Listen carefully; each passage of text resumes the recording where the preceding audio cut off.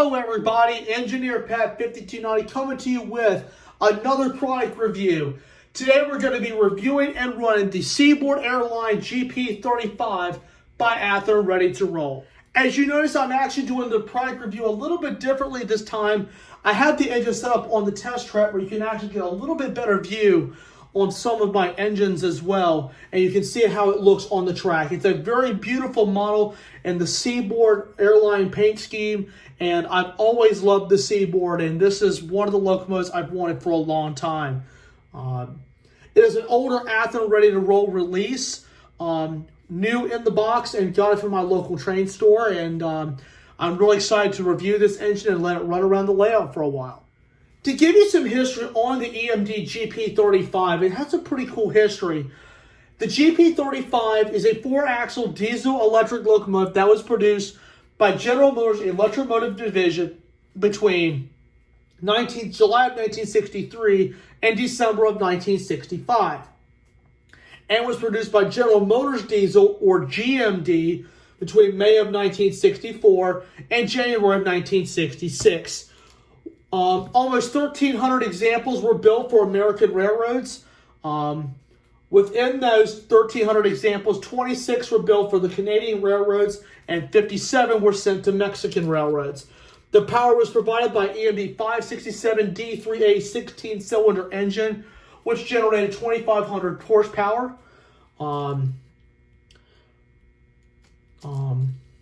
A few more stats on the locomotive. The length was 56 feet 2 inches. The height was 15 feet 3 inches. The locomotive weight was right at 260,000 pounds. The generator type was the EMD D32. The traction motors were the EMD D67Bs. And the maximum speed was 65 miles an hour. And there were many buyers of this locomotive, including the Alaska Railroad, the Atchison, Topeka, and Santa Fe being one of the top buyers of 161 of those units. The Baltimore and Ohio ordered 41 of them. The Chicago, Burlington, and Quincy Railroad, or the CB&Q, ordered 22. The Chicago and Eastern Illinois Railroad, or the CEI Railroad, ordered 31. Chicago and Northwestern ordered 43 of these examples. The Erie-Lackawanna ordered 36. The Missouri Pacific, known as the MOPAC, ordered 50 of them. The National Railroads of Mexico ordered 55 of them. Norfolk and Western ordered 69 of them. The Pennsylvania Railroad, the next highest buyer from the ATSF, at 119 of these. The Richmond, Fredericksburg, and Potomac, or the RF&P, ordered 8 of them. Seaboard Airline, like we have here, ordered 10 of these locomotives. The Southern Railway had 78, and then one of the next highest buyers is the Southern Pacific Railroad at 160. So this was a pretty popular locomotive among the railroads. There are really good iron horses, and you can see these on the roads and or on local freights. Now, there are a few of these locomotives preserved. Not many of them are preserved. The Fillmore and Western Railway's 3501 and 02 operate a year-round excursion that sometimes appears in TV shows and commercials. They were built as Pennsylvania Railroad's 2262 and 2339. The Savannah and Atlanta 2715 on display at the Georgia State Railroad Museum. It was the last GP35 built for any part of the Southern Railway. The Reading Company 3640 is under restoration at the Reading Company Technical and Historical Society in Pennsylvania. It was the only Reading GP35 to be painted in the solid green scheme in 1974. Gulfmobile in Ohio 631 is stored at the Southern Appalachian Railroad Museum. It was restored and put on display in Mobile, Alabama in 1997, then moved for restoration in 2008. Conway Scenic Railroad operates the 216 operates with GP3820-252, built as NW 1320. It was their last GP35 built, and it was sold to Springfield Terminal in 1992 and renumbered to 216, and retired and sold to Conway Scenic Railway in 2011. And Springfield Terminal became part of Guilford Railways, as well as Boston and Maine Central and Springfield Terminal, all in the Maine Central. They're all part of Guilford Railways, which was formed in the 1970s. that fell under Pan Am, and now Pan Am was actually recently acquired by CSX. So some GP35s are still out there, but it's not as many as you think.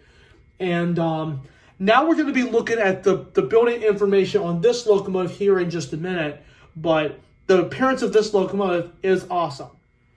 All right, so now we're going to be looking at the building information of this locomotive. Seaboard Airline GP35 number 540 was built in June of 1965 under EMD. It served for many years. It served actually for 21 years. It was retired on May 22nd, 1986. Their row numbers were 535 through 534, which brought the total to 10. Most all of them were retired in the mid-'80s, so they got their lifespan out of them under Seaboard and later Seaboard Coastline and the very early part of CSX. So there's not many GP35s left in existence, but these locomotives are pretty cool to learn about. All right, so we've done some history on the GP35 as well as the history on Seaboard Airline 540. Let's take a look at Athern's rendition of this handsome model.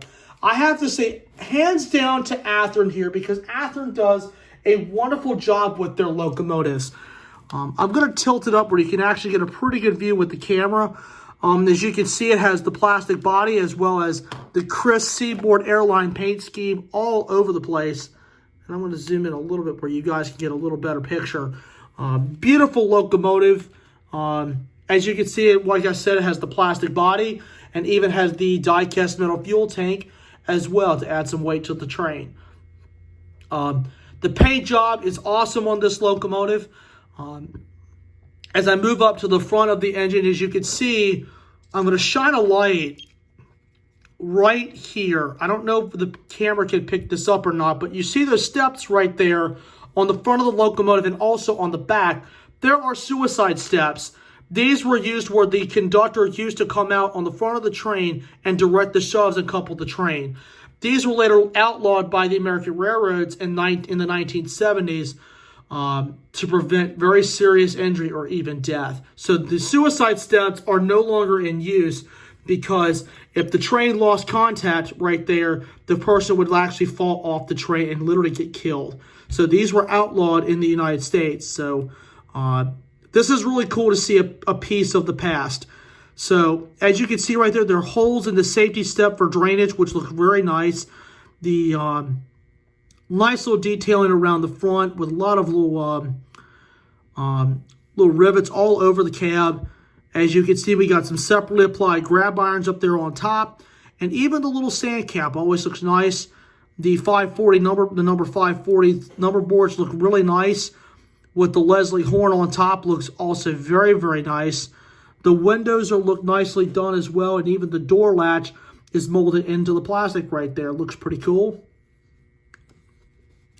Now I'm going to turn to the side of the locomotive. As you can see, we have the separately applied sunshades right there. Always make it look nice. Want to make sure that was on there tight. In the crisp Seaboard paint, as I've said, you even have the little builder's plate right here.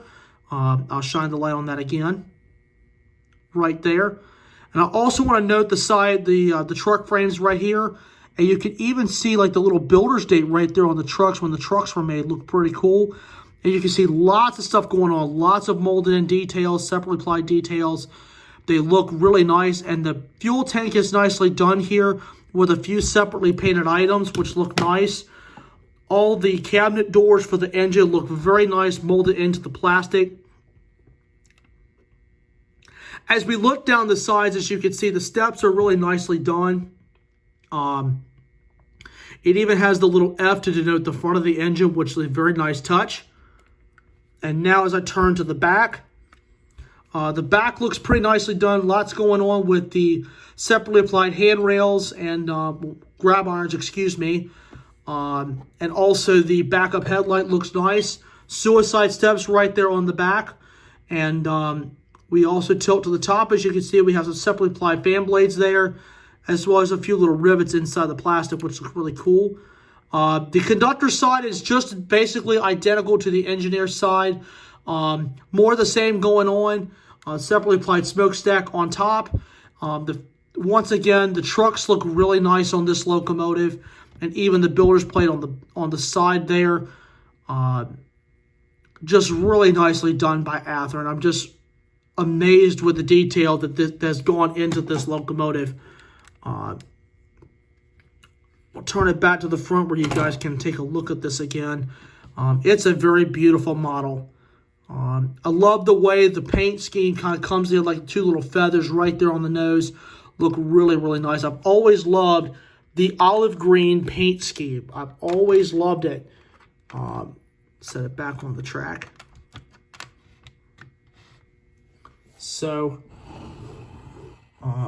this is a locomotive I've been looking for many years, and the Seaboard actually, the old Seaboard airline goes literally right behind my house. And I've rail fanned at both Seaboard stations, both in Suffolk and Franklin, and I've also rail fanned Hamlet as well. So having a touch of Seaboard on my layout is wonderful.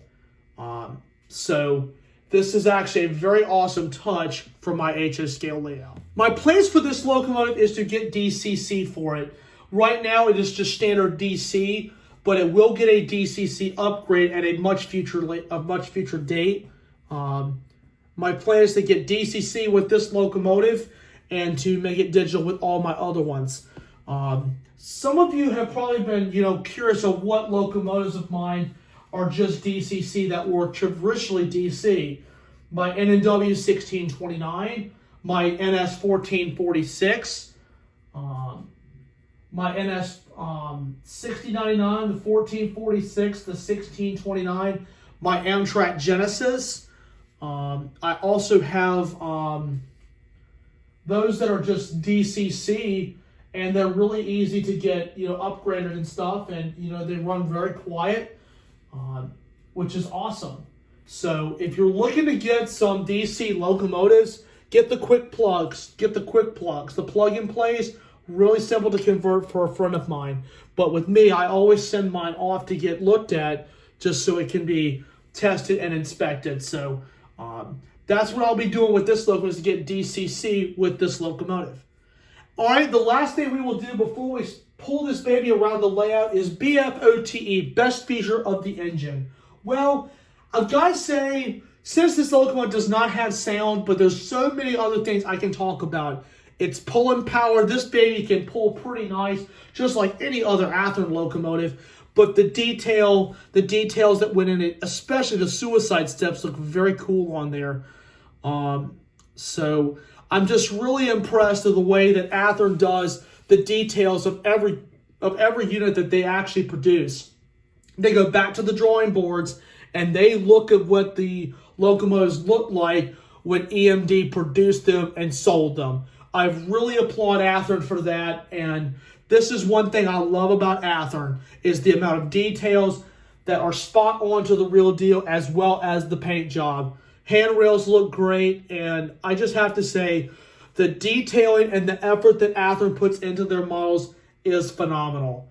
So, hey guys, now we're down below the layout right now with the Seaboard GP35 on the layout, and pulling a pretty nice little manifest here. I've got a Seaboard Coastline car on there, and we're going to actually rock and roll with the train. The new Seaboard caboose is on the back as well. So let me just get to the transformer and I'll power this thing up now. It will sound like an analog locomotive for the time being, but once I get digital command control in it, you won't hear that noise anymore.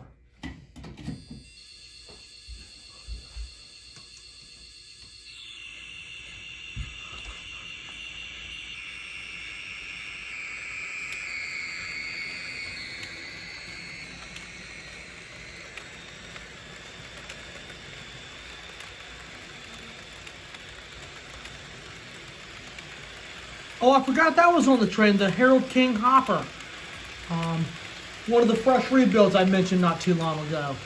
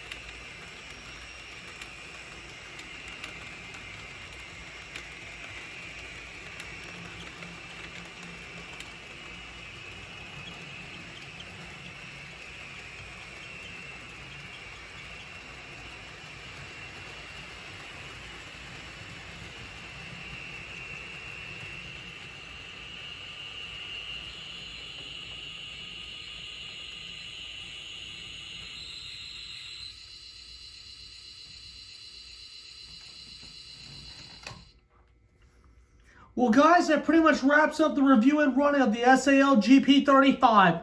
I hope all of you enjoyed this special. It's a wonderful addition to the layout. I'm glad I was able to find one of these, because they haven't done a run of these in a good long time, and I'm really glad that I was able to find it. So you will be seeing this engine more and more once I get the engine upgrade to DCC, where you won't hear that annoying sound anymore. This is just to break the engine in a little bit, give it a little bit of runtime before I get it sent out for DCC. So that's going to be another little bit before I get that done. So anyway, I hope you guys enjoyed it. Just remember, smash the like button, drop a comment down below, hit that subscribe button, tap the bell for the notifications, and I will see you guys soon. Take care, and may God bless.